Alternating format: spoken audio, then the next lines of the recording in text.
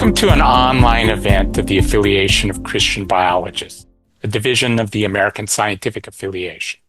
My name is Brian Groyle, and I'm president of the Biology Group. Tonight's event is the second in a series of 9 events that we are hosting on the topic of evolution and creation.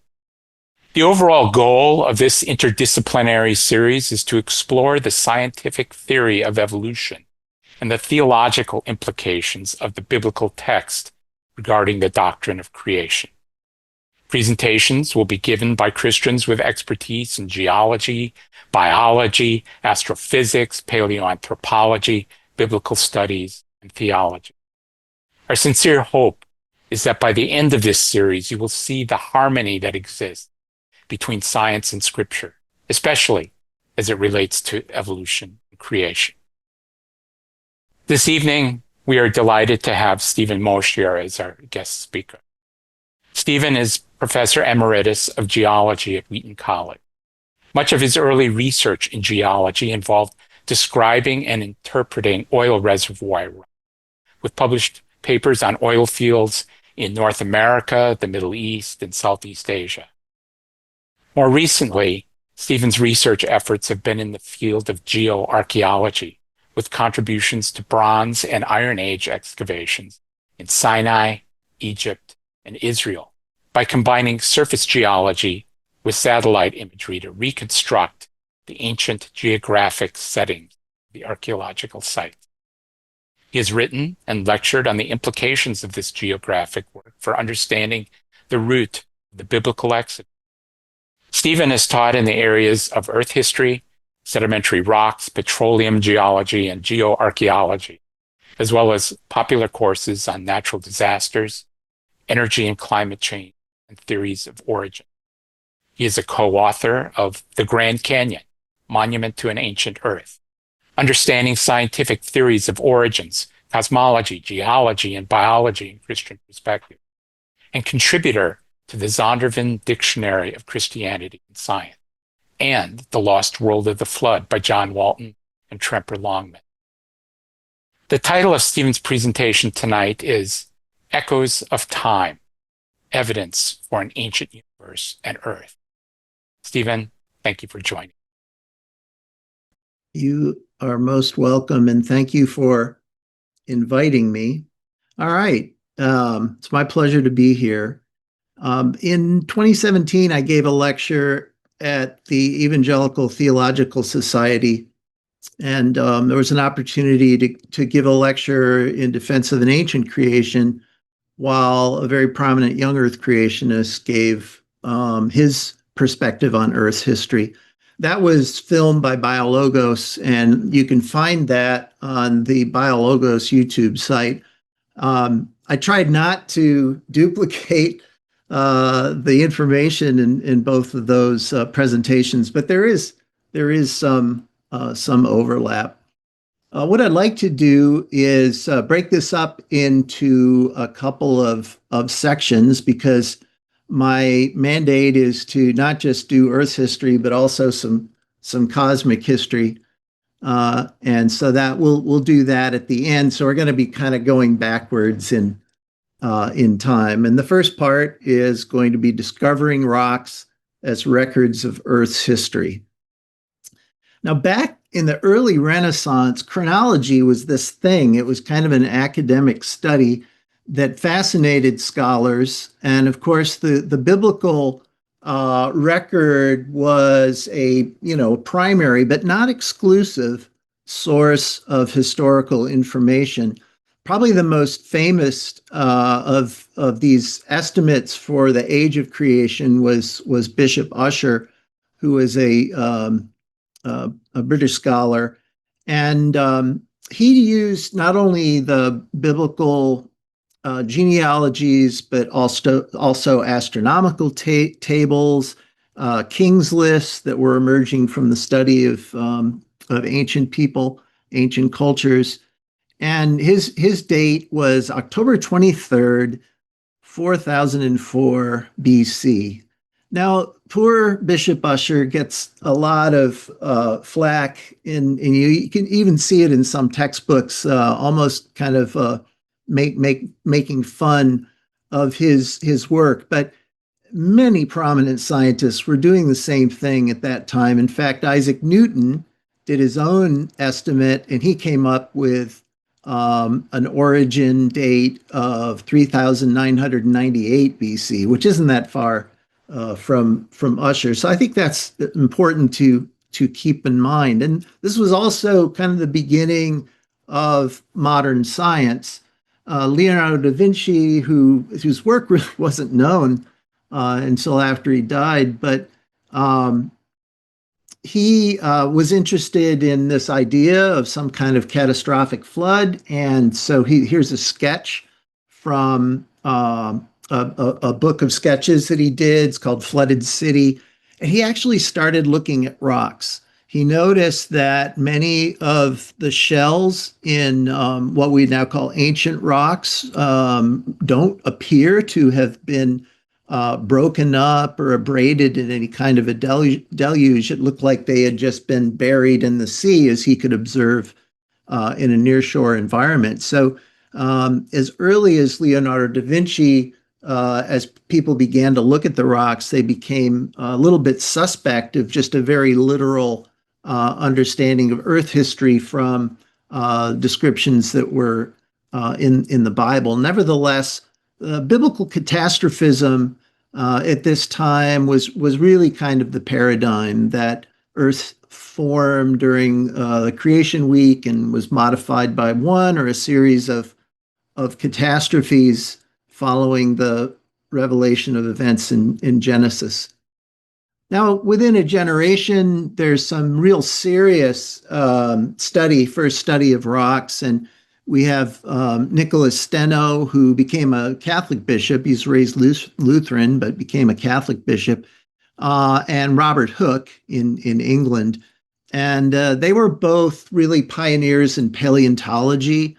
They were given fossils to look at, which were, for example, with Robert Hooke, these cephalopod ammonites were thought to be some kind of fossilized snake, and he recognized them as ancient marine life. And Steno dissected a shark and realized that these shark teeth resembled some of the really large teeth that were being collected from onshore rock sources. And he also, Steno, pioneered the idea of stratigraphy. He looked at the landscape around Tuscany and came up with what we might call basic principles of stratigraphy.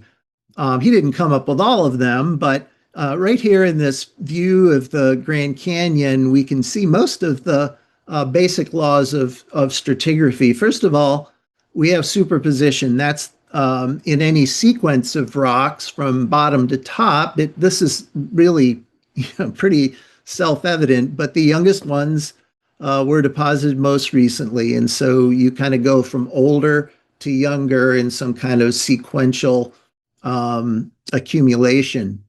The other idea was original horizontality, that most sedimentary layers are deposited horizontally, but they might be tilted, as we can see in the Grand Canyon supergroup here in the Grand Canyon.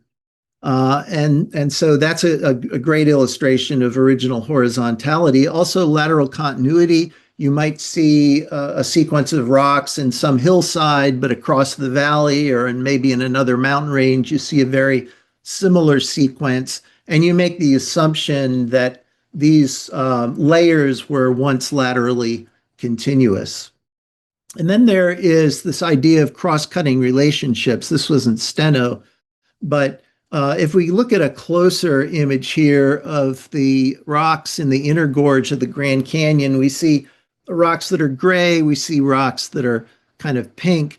And what we have here is the cross-cutting relationship between older rocks, the gray ones, and younger rocks, the pink ones, which were magma that intruded into the older gray rock, which is metamorphic rock. And so that also gives us a sense of the history, the relative history of accumulation here. And then finally, inclusion. If we look at this contact between the really old igneous and metamorphic rocks and a layer of sedimentary rock on top of those, we can see how rocks from the underlying unit have been worked into the overlying younger rocks. And so this is a very much like cross-cutting relationships, but we would call it a principle of inclusion. At this time, fossils were being recognized as timekeepers. I mentioned that people were kind of interested in chronology, and there was the realization that coins were useful to archaeologists because they would kind of tell you the timing of different archaeological deposits. And it was understood that fossils worked in the same way. William Smith, we'll talk a little bit more about him later, but he collected fossils all over England and Wales, and this was in the construction of canals. And he realized that there was a succession of fossils. Similar work was being done by Georges Cuvier in the Paris Basin in France. And this originated the idea of biological succession, enabling regional correlation extending beyond the reach of, say, just local lateral continuity. And this became very fundamental even in the development of the theory of evolution. It was also recognized early on that there were some gaps in the rock record. Sycamore Point in Scotland, just east of Edinburgh, is a really good example, maybe the first of these features that were described. This is an unconformity. You look at the units, the rocks on the lower part of the picture here, and you can see they're almost vertical, at least from this perspective, they look almost vertical. And then you see a discontinuity and rocks of a different attitude on top of those. Now, applying original horizontality, you would have to assume that that first layer had been deposited, then tilted, eroded. Imagine the time that would be involved in that.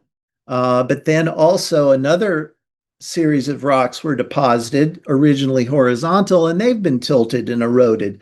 So to James Hutton, who was really a pioneering geoscientist, even before they used the term, I believe, this was significant evidence of deep time. The idea that these very thick stratigraphic sequences, igneous intrusions, volcanic activity, unconformities, as we just saw in the fossil record, led to the idea of a very ancient creation beyond just thousands of years. But there were two different approaches. There was uniformitarianism, which was Hutton's view, that the world experienced continuous and uniform processes. Some of his famous phrases are "no prospect of a beginning, no prospect of an end." And then the phrase, "the present is the key to the past," became very important in early geology because the idea was you could look at present Earth processes and then you could use that knowledge to interpret the product that is in the geologic record. Now, on the other hand, there were catastrophists who were probably influenced by this older idea of biblical catastrophism. But these were not young Earth creationists. They also embraced an ancient creation, but they believed, and Cuvier was a paleontologist who really developed the idea of mass extinctions. They believed that Earth's history was punctuated by greater revolutions or upheavals that create mountains, cause mass extinctions. Well, I think what's fascinating is that they were both kind of right in many ways. For a long time, geologists rejected the idea of mass extinctions and global kinds of events which could, shape Earth's history. So the catastrophists of the 18th and 19th century were not young Earth young Earth creationists. They were old Earth creationists, but they had a different view than the uniformitarianists. I mentioned William Smith. He was a surveyor of canal building in across Great Britain, and he was collecting these fossils. He was describing the rocks, and he drew the first national geologic map. And so that's been called by one author the map that changed the Earth or something. His work was very, very important, and he recognized that the layers of rocks, the stratigraphic succession, moved from the oldest rocks in the West, in Wales, Western Wales, and then got progressively younger as you move towards London and beyond to the Channel. So out of this develops the geologic timescale that we know today. You might have recognized some of the terms in that previous slide.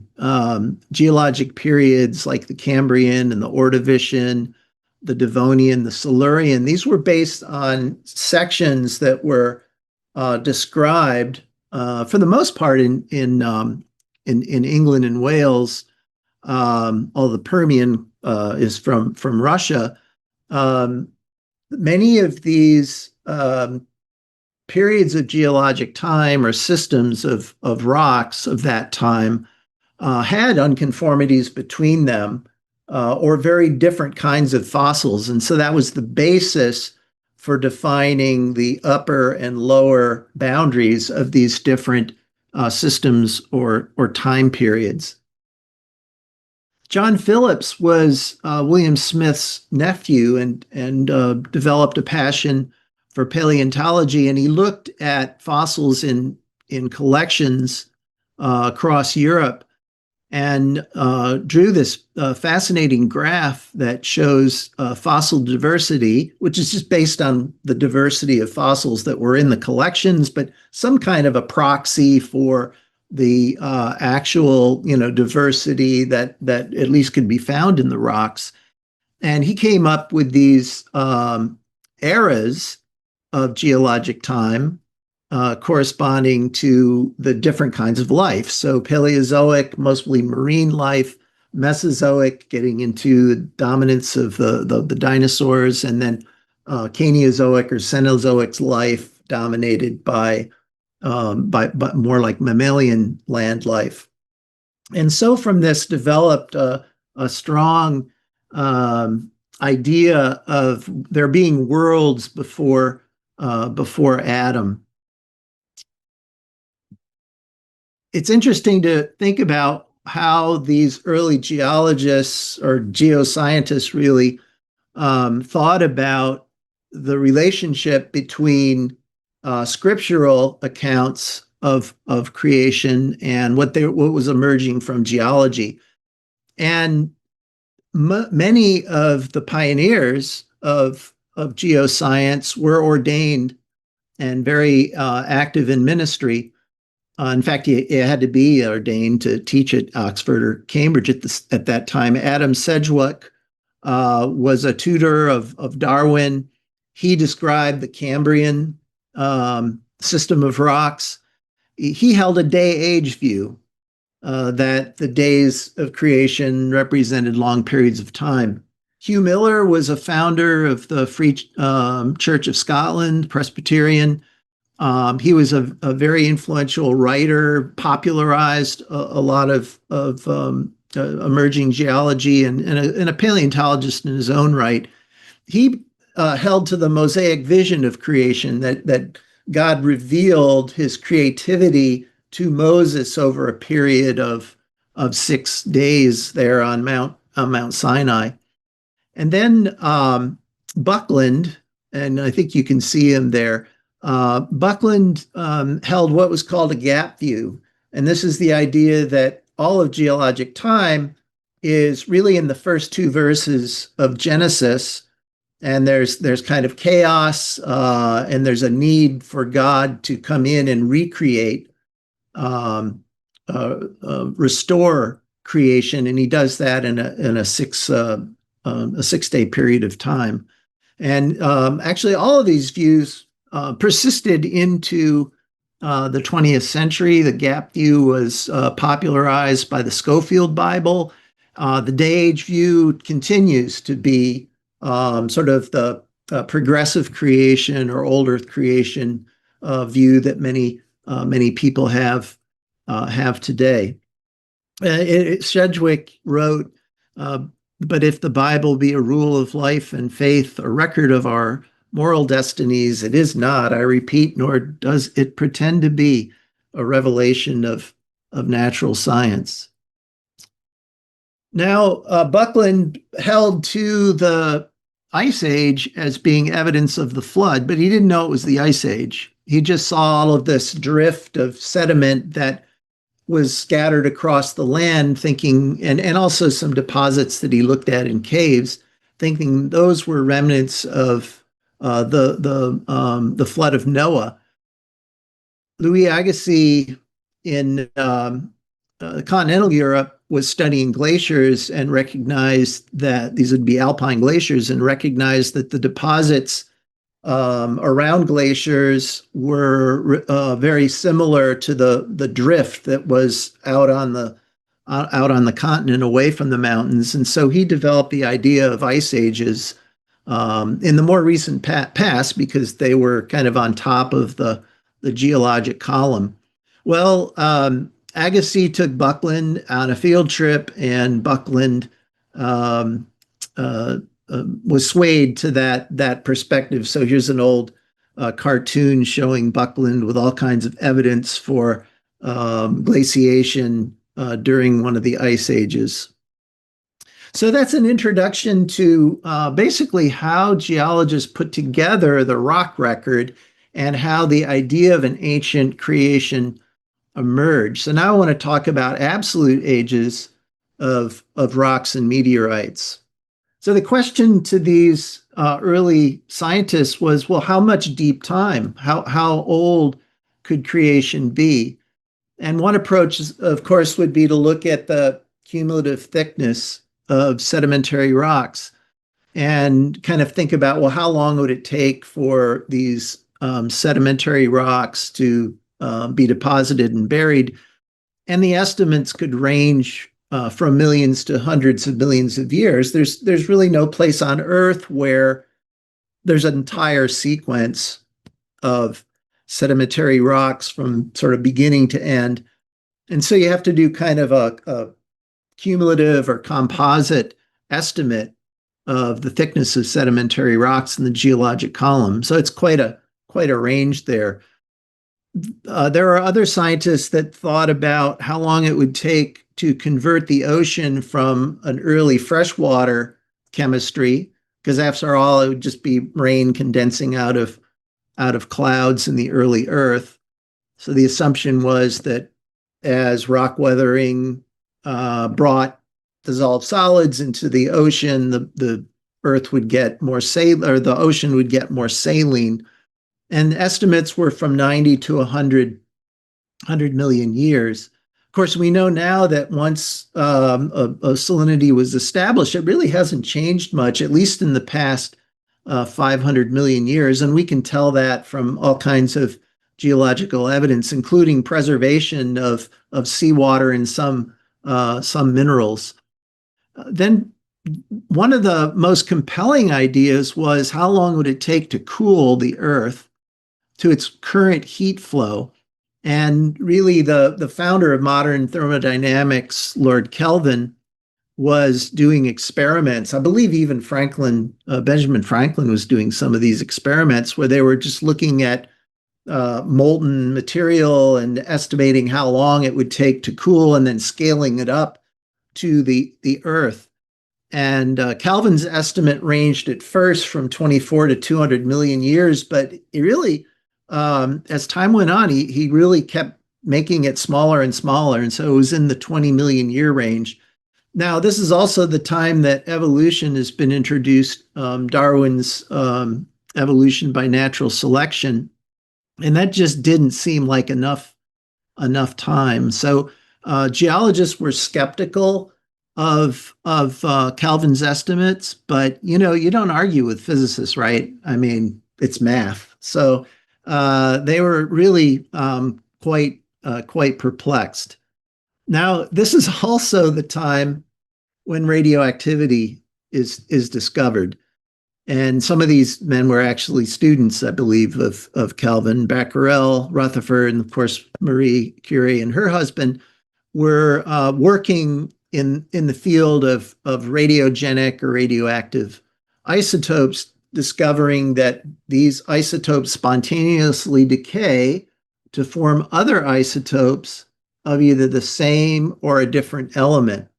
So, for example, uranium 238, that's 238 neutrons and protons, 92 protons, that will decay to thorium 234 with an atomic number of 90. And so what's happened is the original nucleus, by the time you get to thorium, has essentially um, decayed by emitting a helium nucleus, essentially. But also released with that, and sadly, unbeknownst to many of these workers, there was also the release of heat and radiation. Now, that became a powerful tool. I believe Madame Curie had developed some of the first X-ray machines that were used to X-ray soldiers on the battlefield in World War I. So it was a powerful tool, but it also is dangerous. This is a chart showing the decay series from uranium-238. And what we're looking at are series of radioactive decays from one element to the next. And all of these products beyond uranium-238 either form by alpha decay, which is like what we saw in the previous slide, the nucleus emitting two protons and two neutrons, or negative beta decay, where the nucleus is emitting a negatively charged beta particle, kind of an electron, basically. And in this case, one neutron transforms into a proton until you get to lead 206, and that's a stable isotope. There's no more decay. So the idea is that if you could analyze the proportion of uranium to lead in the mineral, and you know how long it takes for this decay to occur, you can estimate the age of the mineral. And so it was Rutherford, I believe, who came up with the concept of a decay constant in any given unit of time, the number of atoms, little n of an element, which decay is directly proportional to the number of atoms of the parent element, capital N, and you end up with this constant. And then from that, we can develop a half-life. And so that's the amount of time, the amount of time it takes for the original population of the parent isotope to decay into what they referred to as the daughter isotope. And so you would say after one half-life, you're going to have 100% is going to decrease to 50 for the parent, and 0 is going to increase to 50 for the daughter. And you would use this decay constant and decay curve to determine the age of a mineral. And this was first done, I think, in about 1911 by Arthur Holmes. And we have a number of these decay series which we can use. And these are some of the ones that are used in geology. And it's really fascinating because some of these half-lives are older than the age of the universe. So, the decay constants are such that there's not a whole lot of decay going on in a period of just a couple billion years. So we have to have very, very sensitive instruments to be able to measure the amount of the daughter radiogenic nuclide that's being produced by decay of the parent. But then some of them have very short half-lives, like carbon-14, which actually reverts back to nitrogen-14. And that it has a half-life of just under 6,000 years. It's not going to be as useful for geology, but it's very useful in archaeology. Actually, there are geological applications, though. So you might have thought, well, there have to be some assumptions here because there might have been some of the daughter isotope that was in the mineral when it formed. And we really do need to know what the original quantity of the parent and daughter isotopes were when the mineral formed. And most important, the decay constants can't have changed.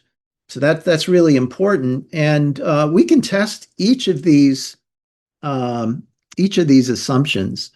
For one thing, if say we had a rock, don't even have a rock here for a prop, but anyway, say we had a rock which is reported by isotopic analysis to be 1 billion years old, but we want it to be younger. We want it only to be thousands of years old because we're convinced of that.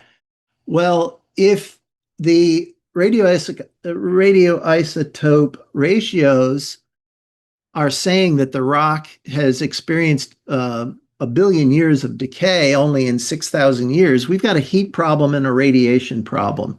And so this is an image of Earth today, if you will, if there had been so much decay to account for a faster decay rate in the past, or a different decay constant that would result in a very much shorter half-life.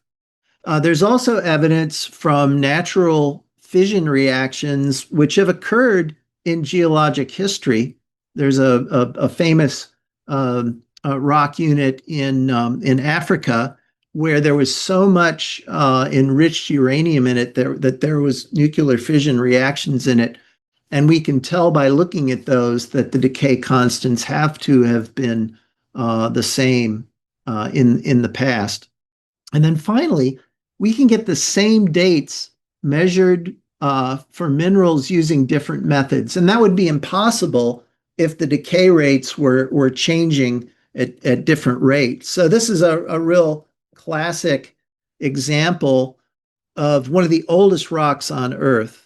And it's a gneiss, which is a metamorphic rock from Western Greenland, but you're looking at the minerals that are least vulnerable to metamorphic change, zircons, for example. And each value in this table represents between 7 and 25 analyses, samples. And you can see that we have different methods that were used or duplicated. And we're seeing pretty much an overlap here if we look at the error. And anytime you see a radiometric date, that error should be reported, which is based on standards and the machine that's doing the measurement. But error can be increased by sampling techniques and sample preparation. So that those errors are very important. But if you look at it, all of these really overlap. And for a rock that's 3.6 billion years, that's pretty remarkable. And again, that would be impossible if decay rates changed over time. We can also see the activity in stars that are very, very far away. And we're just basically seeing processes in those stars that are consistent with all of the physical chemical constants that we know of on Earth. Now, let's apply this. This is referred to as a Concordia plot, and this goes back to the first moon rocks that were collected in 1969.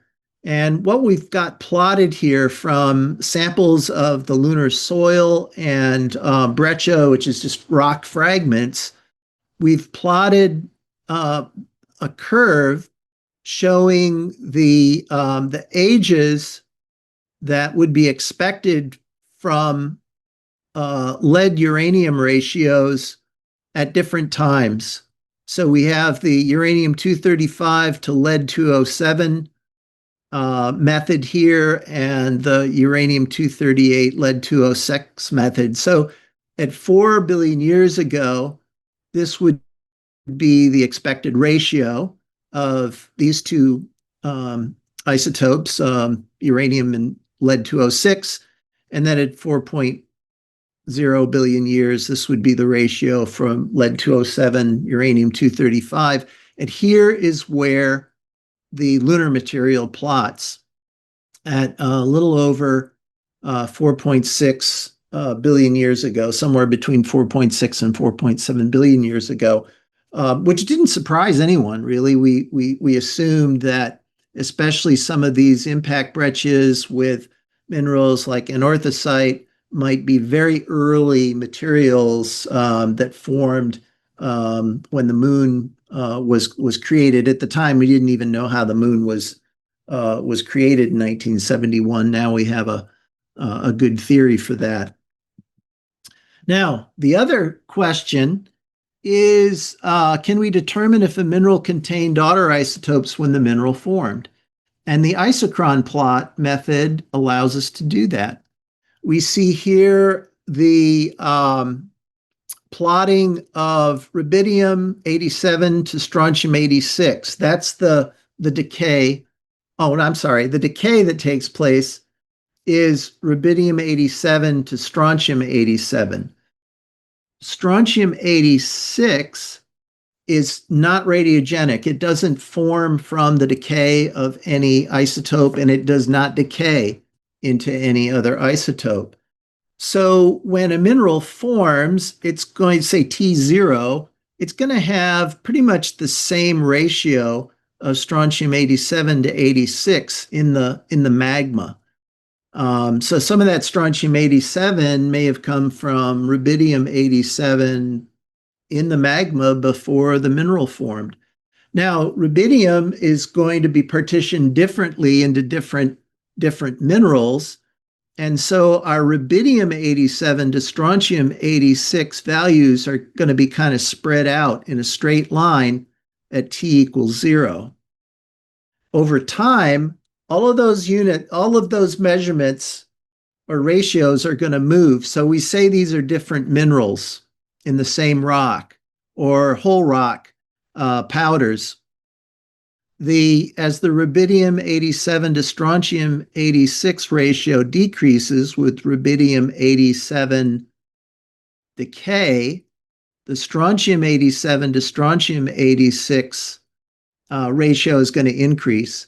And they're going to maintain that linearity so that wherever you have these trends, where you draw that straight line through those analyses, that essentially is your initial strontium 87 to 86 value. And this works with other isotopic decay schemes as well, but this is a very classic scheme. And of course, the more change, the steeper the slope, the older the rock. And so just using the mathematics for a straight line, we can solve for time here from the intercept and the slope and the decay constant, and we can determine how old the rock is. So going back to Apollo 11 basalts, here's a volcanic rock from the moon, and we have different minerals that have been extracted from the rock. Here's a thin section of the rock below it. That's a piece of rock that's been polished very thin, so you can look at it with a microscope. And you can see a straight line, and here's our intercept, and we determine an age of 3.6 million years. Now, that's younger than the other values, but these are younger volcanic rocks that are on top of the older rocks. So it was beginning to make sense to the the geochemists and geochronologists, and they were developing a history for the moon. And then going all the way back to the mid 1950s, Patterson looked at meteorites, chondritic meteorites, and applied the isochron method to come up with an age of 4.55 billion years for the age of these meteorites. And it was pretty much taken as a date for the origin of the solar system, because after all, these meteorites are coming from parts of the solar system where planets didn't assemble. And so they're very primitive citizens of the solar system. And this is really worked out and is accepted that the solar system is in that 4.5, 4.6, maybe even 4.8, but really more in that 4.6 billion year range. This is a little chart that I put together showing lots of different materials that have been dated. And this is in our Understanding Scientific Theories of Origins textbooks, but it just shows a variety of rocks that have been dated, from the meteorites to the oldest lunar crust, the oldest earth mineral, all the way through a bunch of national park rocks, because everyone can relate to them, to our mastodon, which we have at Wheaton College, which comes out calibrated to about 13,500 years using the carbon method. And then some charcoal that I collected at an archaeological site in the Sinai, coming up to about 3,000 years ago, which worked really nicely with the New Kingdom. So how are sedimentary rocks dated? Well, the radiometric dating is applied from igneous rocks that intrude the sedimentary rock, or layers of volcanic ash. If you date an individual mineral in the sedimentary rock, you're just going to be getting the date from the original bedrock that eroded to create that sediment. So what we want to do is find something that'll be deposited and originated at about the same time as the sediments. And this is a great example. This is from just east of Nashville. These are Middle Ordovician rocks that had already been determined that they were Ordovician, and we already determined through other studies that the Ordovician is sometime 450 plus million years ago. And these volcanic ashes were analyzed for the datable minerals, and the dates work out really well here. We have the lower volcanic ash is about 449.8 million years ago, and the overlying one is 448 plus or minus million years ago. So we even have superposition here. Now, of course, there's a little overlap in the errors there, but this is really, really wonderful. Now, some of you got to Dinosaur Ridge at the last ASA meeting, and that was, you might have recognized, that was a picture 2 slides back.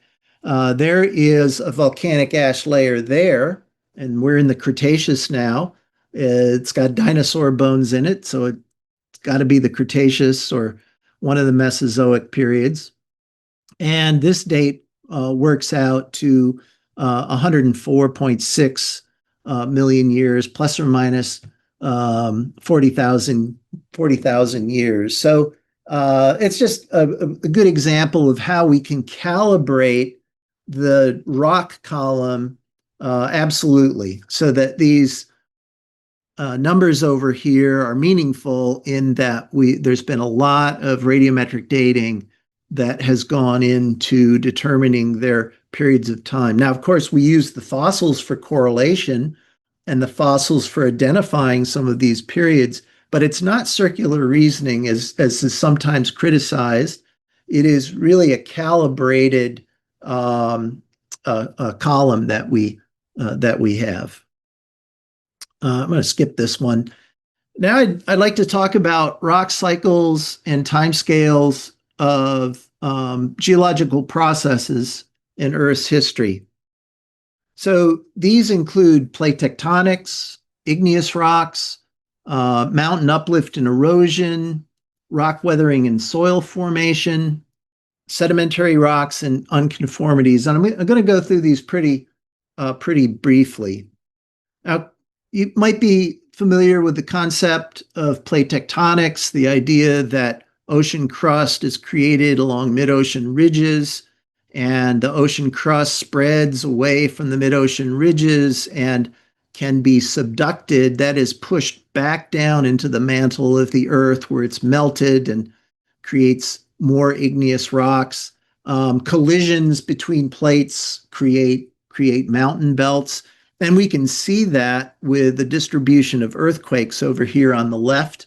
Those earthquake epicenters correspond with plate boundaries, and also volcanic activity, as shown here on this chart or this illustration. If we look at the distribution of volcanoes around the world, they also mark many of these plate boundaries. And of course, this was anticipated by the theory of continental drift, evidence that was assembled back in the early 20th century by Alfred Wegener, that there was a supercontinent, which was the southern part was called Gondwanaland, and the northern part was Laurasia, and that these were part of a supercontinent called Pangaea. And he looked at rocks and fossils and mountain belts across continents, mostly across the Atlantic, and theorized that they were once connected. And now we have these wonderful maps just showing how the continents have moved around through time as they've basically been pushed along the upper mantle. And we have the rock age data, which we just talked about, but we also have paleomagnetic data, which gives us a sense of latitude from the North Magnetic Pole. So these are fairly sophisticated maps, really. We usually see them as cartoons, but they really represent a lot of hard geologic work. Well, we know that the ocean crust is younger than the continental crust. We know that the age of ocean crust increases away from mid-ocean ridges. We know that ocean sediment thickness increases away from mid-ocean ridges. We have a lot of deep sea drilling data. This is the map here on the right. And then what we're looking at is a map of the ocean floor ages based on the ages of rocks that were drilled from the ocean crust, and also paleomagnetic data from the ocean crust. So let's look at the North Atlantic here, and we'll just use Google Earth, and we'll draw a straight line between where the rocks are new at the mid-ocean ridge out to where the oldest rocks are formed right at the edge of the continental margin. So it's 180 million years difference. That's about 3,000 miles. Do the math, that comes out to about 1.6, 1.7 centimeters of spreading per year. So geologists have estimated this based on these plate tectonic reconstructions, but GPS came along and gave us a way to measure it in real time. So if you leave the GPS in your car on for a month or more, it's actually going to measure that your garage has moved, depending on where you live, faster than other places. But if we look at these stations in North America, Greenland, and maybe you can see them over here in Europe, actually the estimate that was pretty crude that I made here is actually pretty good. In New England, there's actually one that is 1.6, but it's not surprising that you get different rates because the Earth is a sphere. There's different stress fields in the crust, but we have a pretty good idea that this rate of continental drift or seafloor spreading, probably more appropriate, is has not really changed that much over at least the half billion years or so. I'm going to skip this and talk about mountain uplift and erosion. Uplift rates varying between different mountain belts, estimating of 1 to 2 millimeters per year, with up to 12 millimeters per year as a maximum. Well, mountains form from continental and plate collisions, and they send roots deep down into the mantle. So when you're looking at a mountain, it really extends deep down into the mantle, just like if you put a bunch of books on a mattress. Then as the mountain is eroded at rates of maybe 0.25 to 3 millimeters per year, maybe as much as 2 millimeters per year, it's like taking the books off the mattress and the books begin to rise. And that's what's happening with mountain belts. And if you think about these igneous and metamorphic rocks that form beneath mountain belts, well, it takes millions of years for those rocks that form deep in the roots of mountains to make their way towards the surface. So that's a pretty good indication of deep time. Soil formation is something that's very important. Agriculture and all kinds of construction. We need to know about soils. Well, soils have been studied, and it turns out that soils can form very, very slowly, just fractions of a centimeter to as much as a meter per year, depending on the environment. Well, if we go to the Badlands in the Paleogene, we look at very poorly consolidated rock, and you see all those classic stripes that are in the Badlands. Well, those are all fossil soil horizons. We can see all of the features that you would see in a mature soil. And a geologist counted 87 of those soils that formed in a 470-foot section of succession there in the Badlands. And so imagine how much time it would take for each soil to form, and then one soil on top of the other. And we actually have some volcanic ash that's in there that can be dated to constrain the timing as well. I'm going to skip through here. Sedimentary rocks have lots of clues as to how they formed. And we see in sedimentary rocks the same things that we see in modern environments where sediments accumulate. We see ripple marks. So here we have ripple marks on the left, and ancient ripple. These are in the ocean near shore.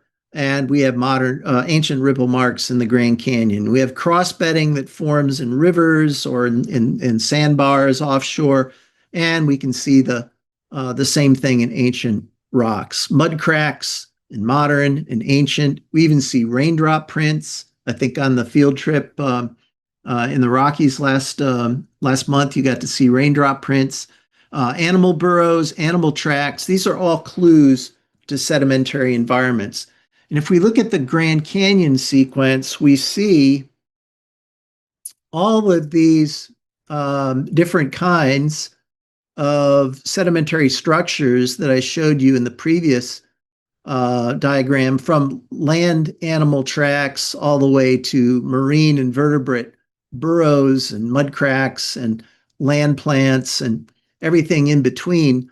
And so this chart shows the presence of these features in the different rock units. You even get a sense of a higher sea level here, and then less of a sea level as you move up towards the Coconino, which has all kinds of dune formations in it, and then back to more of a marine kind of environment with a higher sea level in the Kaibab formation.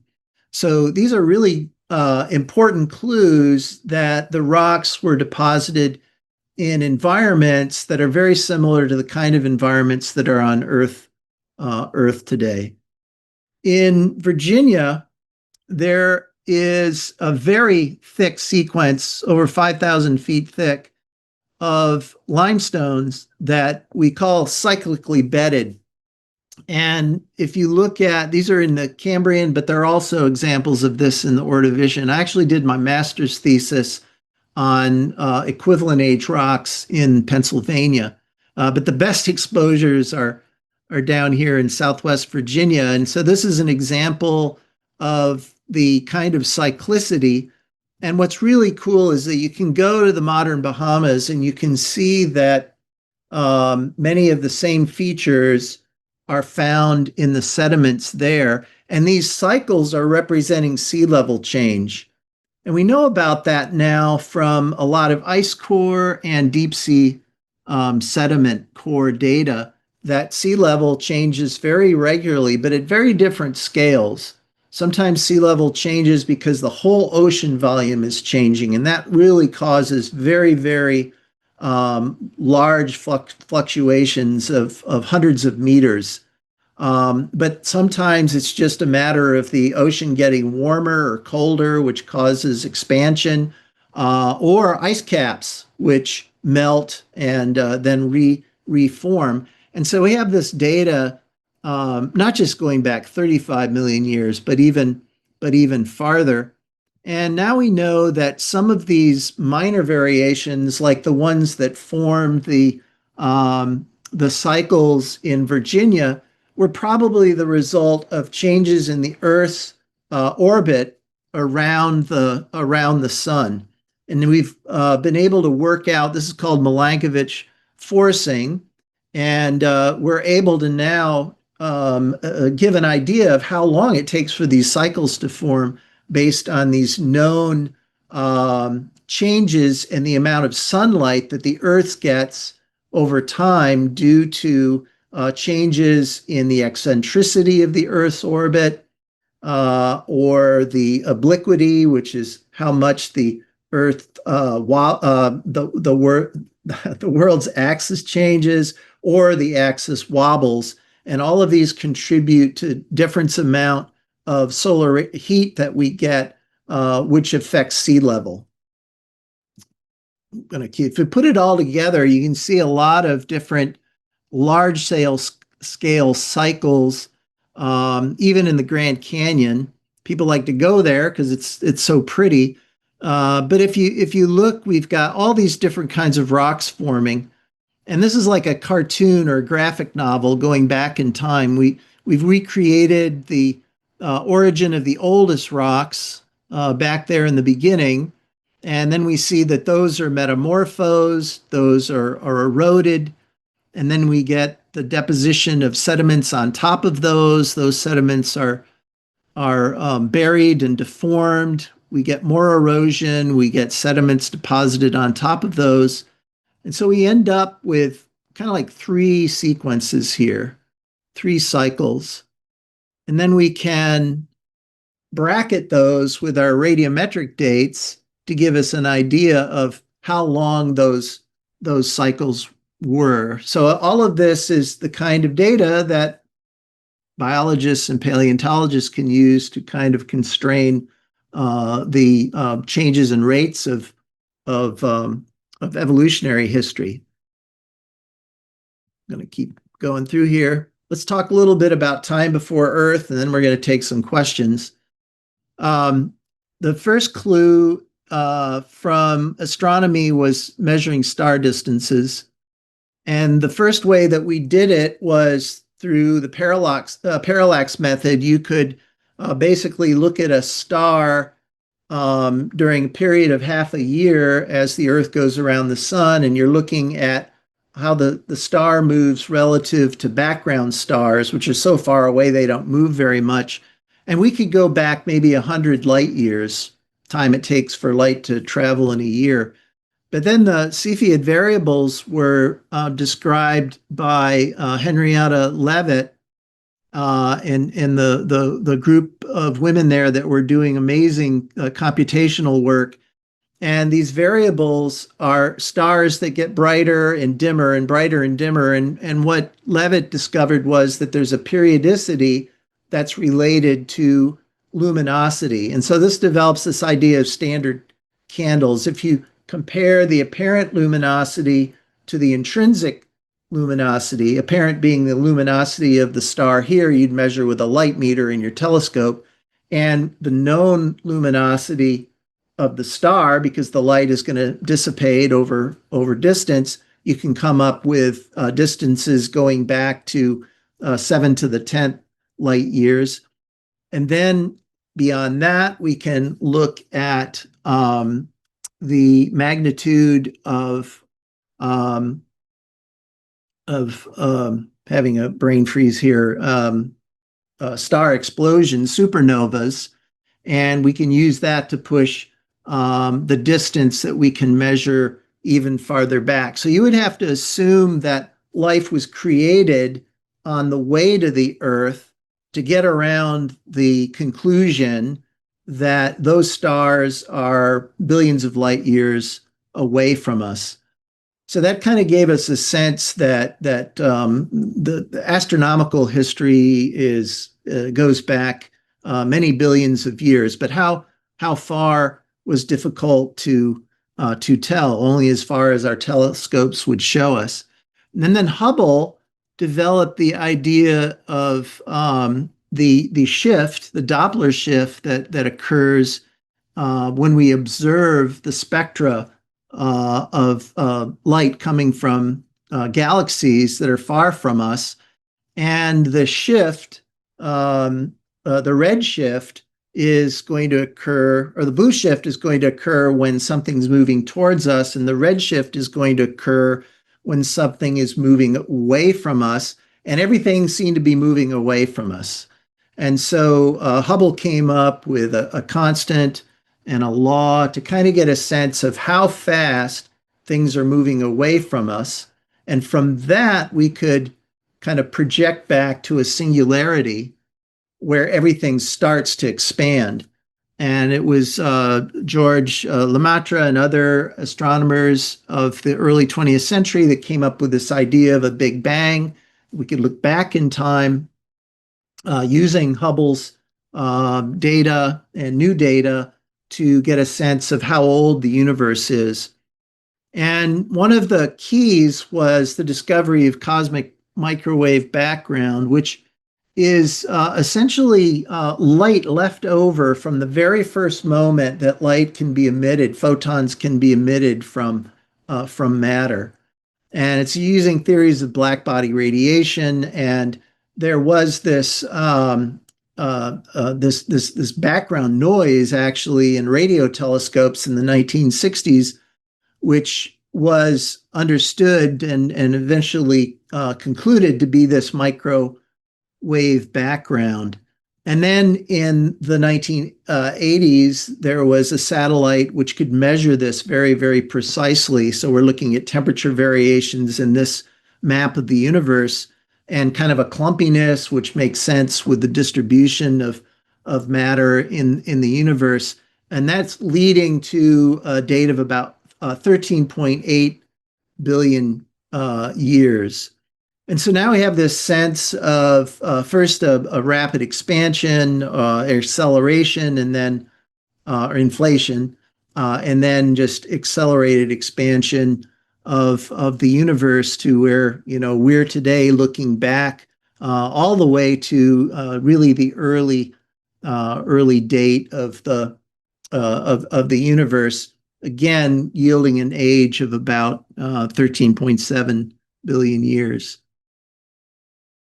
So our story begins with the Big Bang, where we get hydrogen and helium formed, more elements are formed in stars, we have galaxies forming, then we have solar systems forming. Here's an image of a solar system elsewhere in our galaxy, very much like our formed.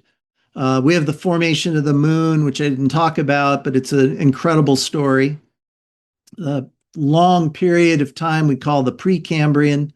We have the origin of life sometime in the Precambrian, maybe far as back as 3.8 billion years.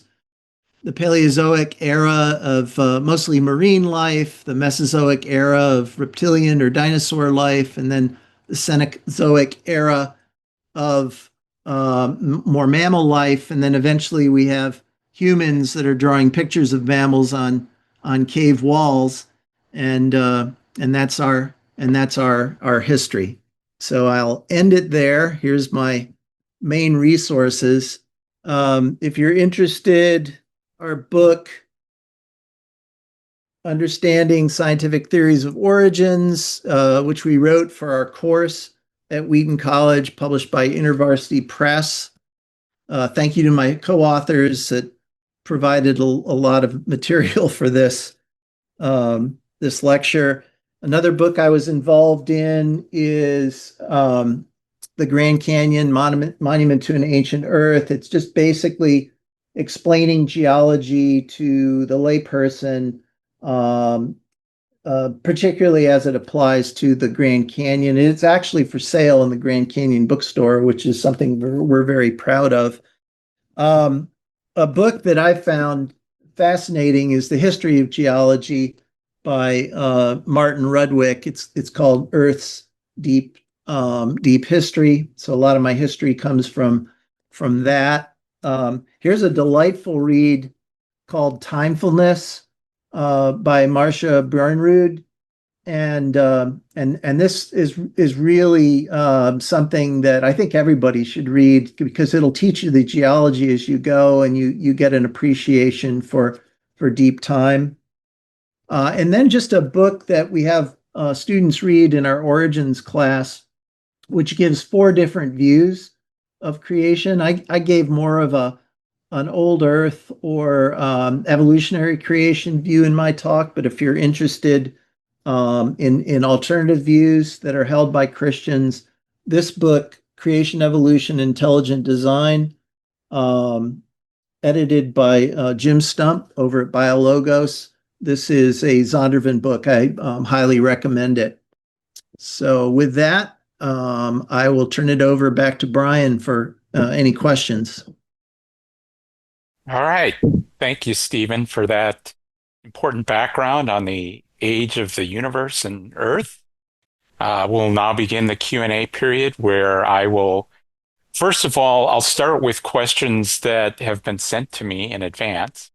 Last time I looked, there were no questions yet entered into the Q&A period. And so if there aren't any of those questions, then we won't have any from those who are attending tonight. But let me start with some of the questions that have been sent to me in advance. And this one is from someone who's asking about, it's based on a trip that they made recently to the Ark encounter. Mm-hmm. It says that they showed polystrate fossils Mm-hmm. as evidence for a young Earth.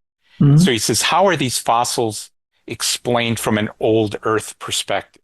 So maybe you could answer that, but also explain to everyone what polystrate fossils are.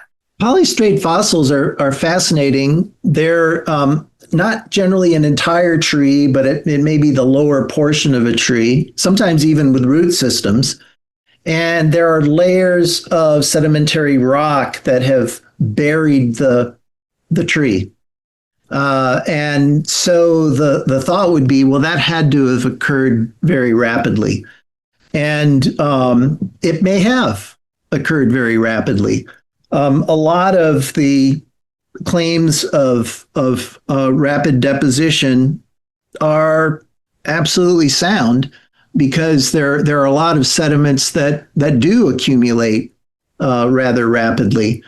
And that's one of the reasons that we look at modern sedimentary environments, so we can understand different environments. I think some of the young Earth creationist literature that I read really a long time ago, so this may not be held now, but there may be some remnant of that, is that deposition, geologists believe, uniformitarianist geologists believe, that all deposition is very gradual and slow, just kind of like one grain at a time falling out of suspension. And that's really only true in lakes and in the deep ocean. If you're looking at a river system or a coastal area, you can have very rapid deposition, particularly, say, like a delta that's pushing out across a delta plane into deeper water. And so my understanding is, because I've never seen a polystrate a fossil in the field, but I've seen a lot of pictures of them. My understanding is that the kinds of sediments around them are completely consistent with the kind of environment, like a fluvial or river floodplain kind of environment, where you could have not instantaneous deposition, but you could have deposition over a long enough time that the tree was either underwater or was eventually covered by sediments. And I know I had a friend who did his dissertation in the Atchafalaya Delta swamp. We went out in a little skiff one day, and he was taking core samples, and there's all kinds of dead trees sticking up through the water. And you can imagine that those are being slowly buried every time there's an influx of sediment during a flood. So that's my understanding of polystrate fossils. Okay. Is there room anywhere in the geological record to suggest a large-scale Noahic flood? Yeah, Local, regional, or global, even, such yeah, good, is good. is is found in Genesis and other ancient Near Eastern origin accounts?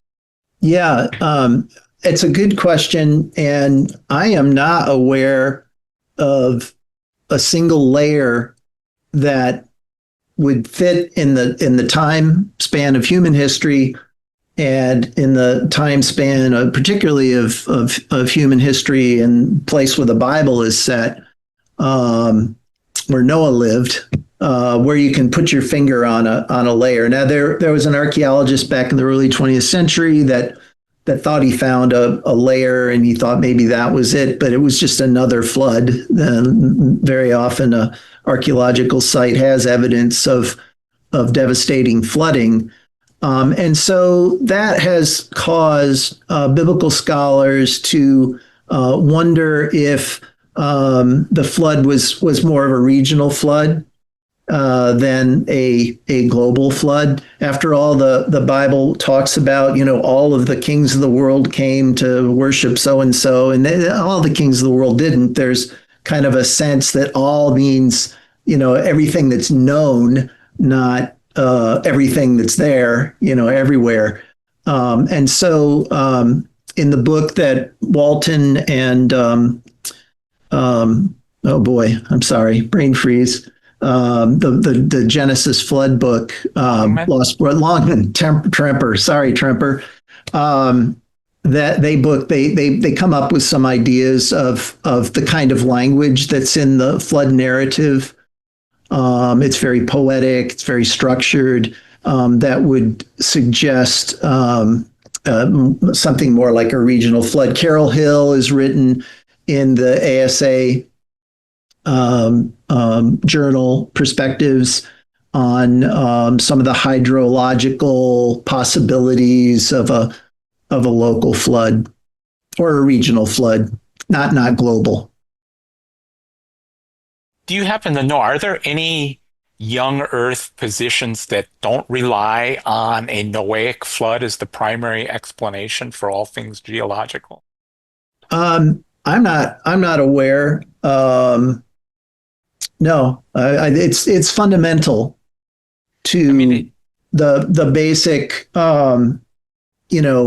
presuppositions of young Earth creationism or biblical young Earth creationism. Right. Is that the flood is a significant geologic event, right, if not the significant geologic event. So I'm not aware.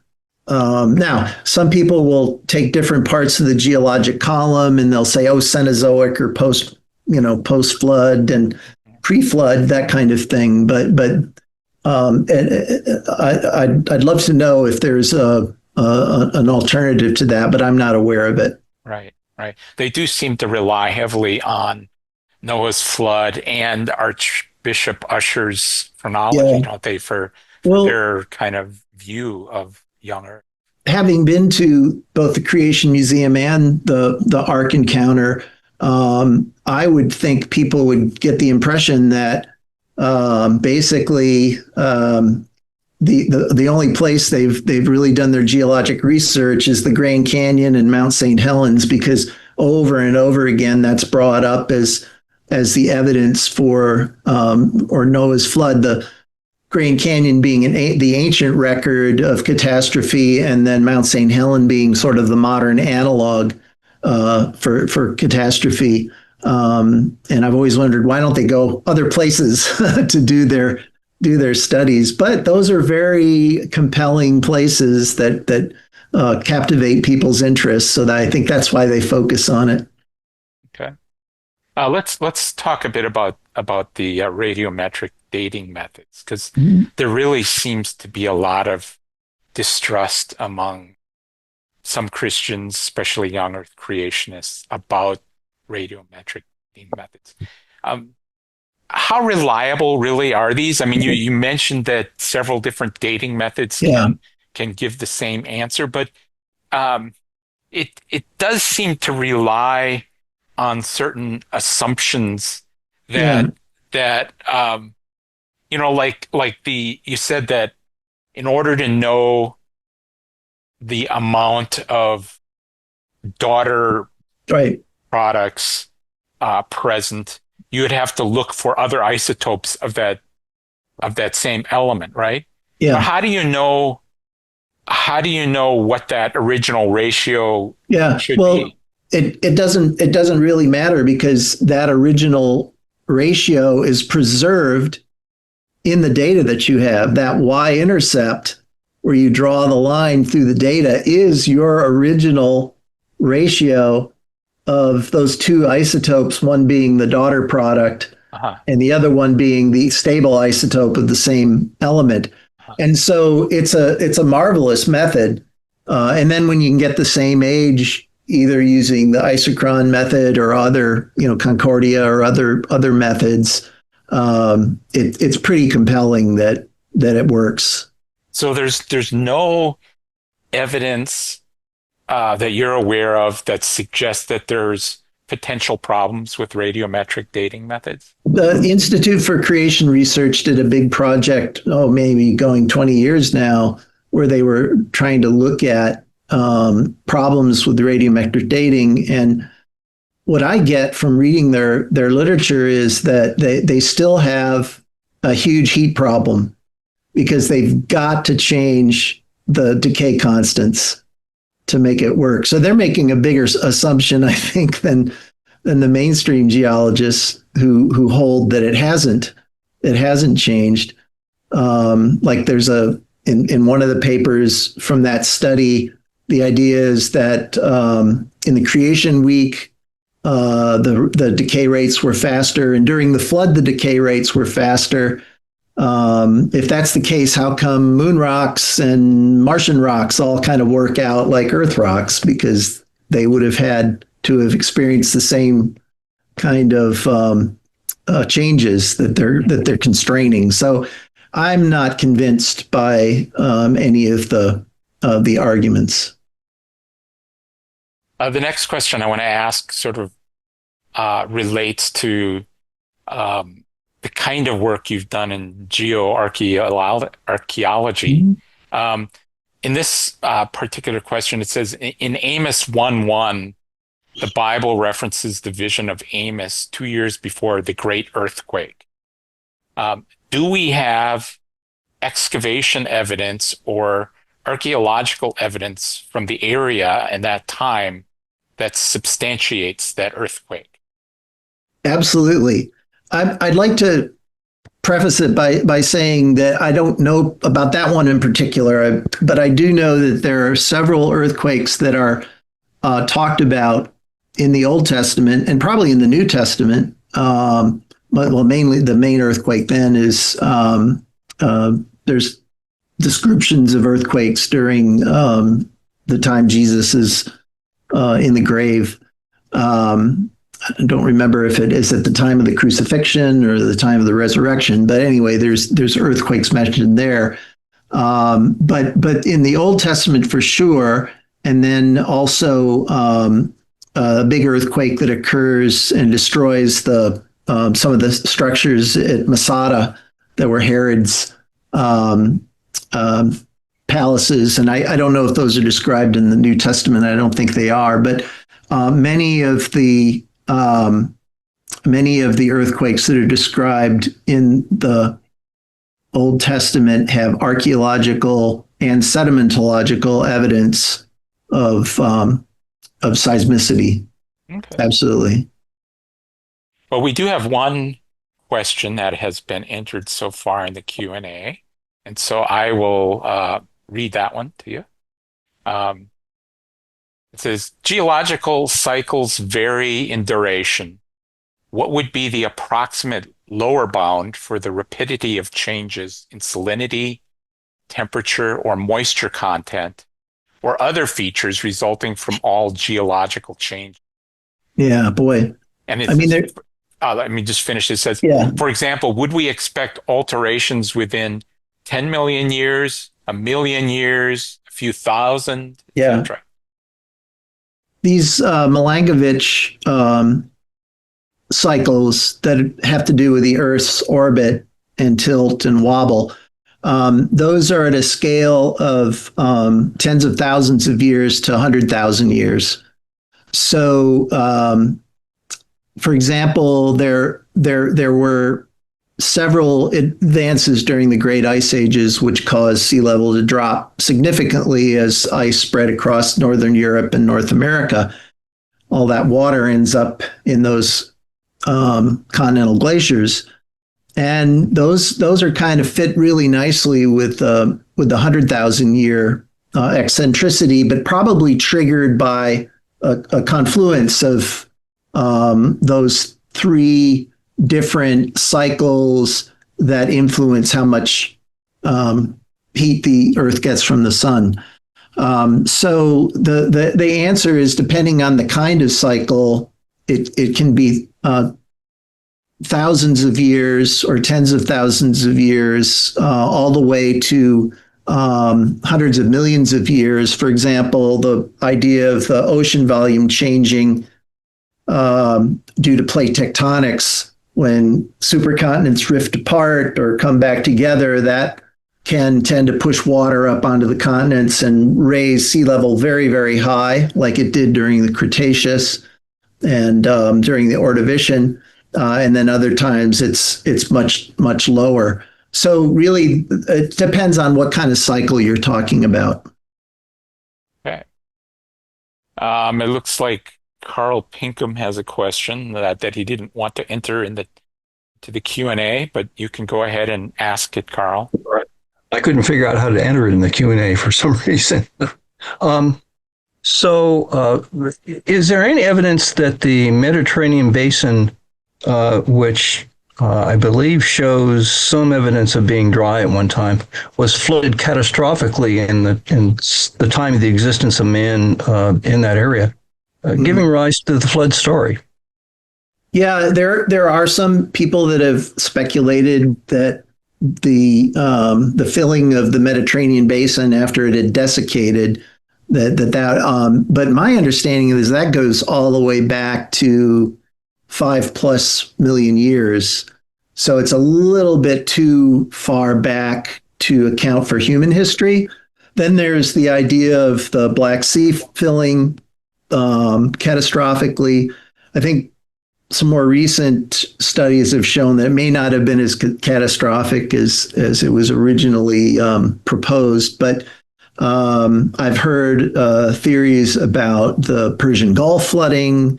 There's all sorts of possibilities there. But for the Messinian crisis, and that's the drying of the Mediterranean and then the refilling, it just predates Homo sapiens anyway. Okay. Let me ask another question that was sent to me. Sometimes conversations around science with my relatives, the person is saying, who believe in a young Earth can stray in the realm of pseudoscience, conspiracy theory. If you were talking with someone without a scientific background, what piece of evidence do you think is most relevant and helpful to the discussion? It's a good question. I gave a workshop at my church last week. I didn't really talk about a lot of science because I didn't want to get too technical like I did here. I talked mainly about ideas, different ways that people kind of put scriptural accounts and scientific accounts together.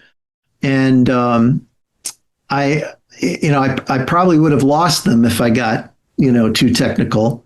May lost some of you. I'm sorry if I ranted and rambled too much. But I think that I generally don't try to come up with a silver bullet. I talk more about the history of the idea and how the ideas emerge. That's the way I teach it.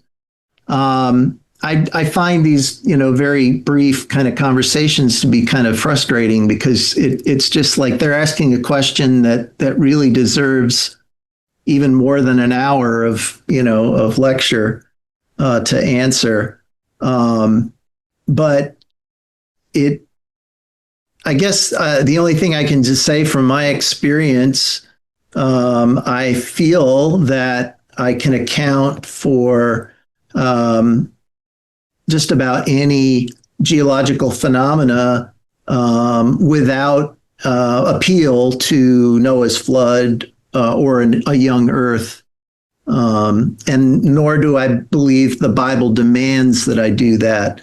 So in some ways, it's maybe a little more fruitful to go back to Scripture and just say, where is the Bible demanding that? That's a big thing that John Walton talks about. What is Scripture demanding that we take from its meaning? And it isn't hard to see that a lot of the ideas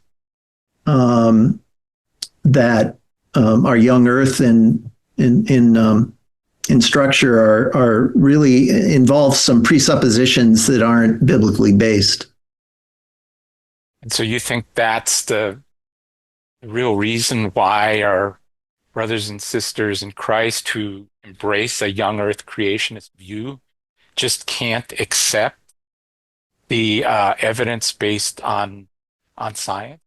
On modern science? Yeah, well, I think what's so strong is the commitment to a young Earth or young universe based on their interpretation of the best way to understand Genesis.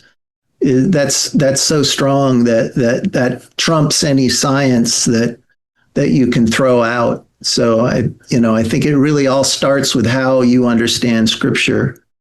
Okay, so you're suggesting then that they're reading into Scripture and interpreting Scripture through a lens based on certain presuppositions. Yes. Okay.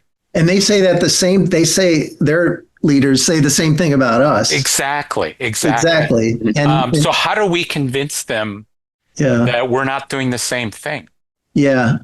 Well, I guess it's the preponderance of evidence. If